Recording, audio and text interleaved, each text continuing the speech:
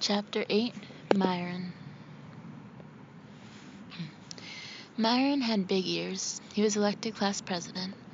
The children in Mrs. Jules' class expected him to be a good president. Other presidents were good speakers. Myron was even better. He was a good listener. But he had a problem. He didn't know what a class president was supposed to do, so he asked, "What am I supposed to do?" "It's a difficult job," said Mrs. Jules, "but you can do it. You must turn the lights on every morning and turn them off at the end of the day." "What?" asked Myron. "As a class president, you must learn to listen," said Mrs. Jules. "I'll repeat myself only one more time. You must turn the lights on every morning." "I heard you the first time," said Myron. "It just doesn't sound like much of a job." "It certainly is," said Mrs. Jules. "Without light I can't teach and the children can't learn. Only you can give us that light. I think it is a very important job." "I guess so," said Myron. He wasn't convinced. "Here, let me show you how to work a light switch," said Mrs. Jules. "I already know how," said Myron. "I've been turning lights on and off all my life."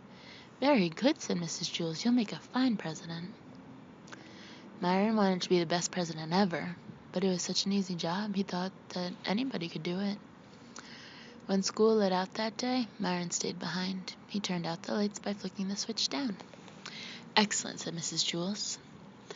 On his way home, Myron heard a horrible noise. First there was a loud screeching, then a sharp squeal, a roaring engine, and then the very faint sound of a girl crying. Myron ran to see what had happened. Dana was bent over in the middle of the road. "What's the matter?" asked Myron. "My dog Pugsy was hit by a car," Dana cried. "Who did it?" asked Myron.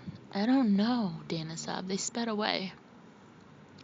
"Well, that's not important," said Myron. "We've got to try to save Pugsy." Pugsy lay unconscious in the street. Myron carefully picked her up.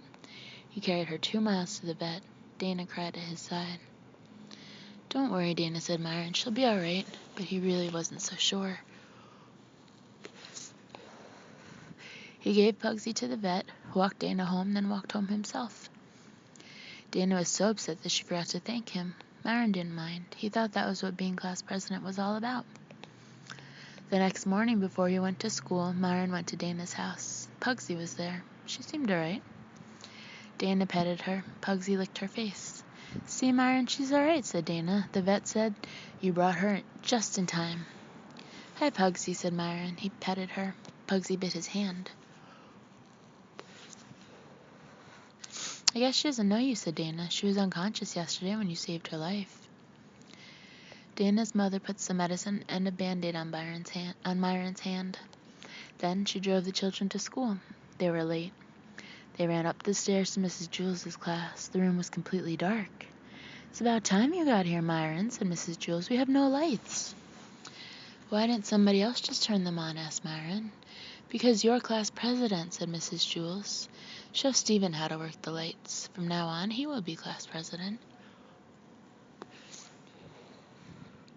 Myron showed Stephen how to turn on the lights. He flicked the light switch up.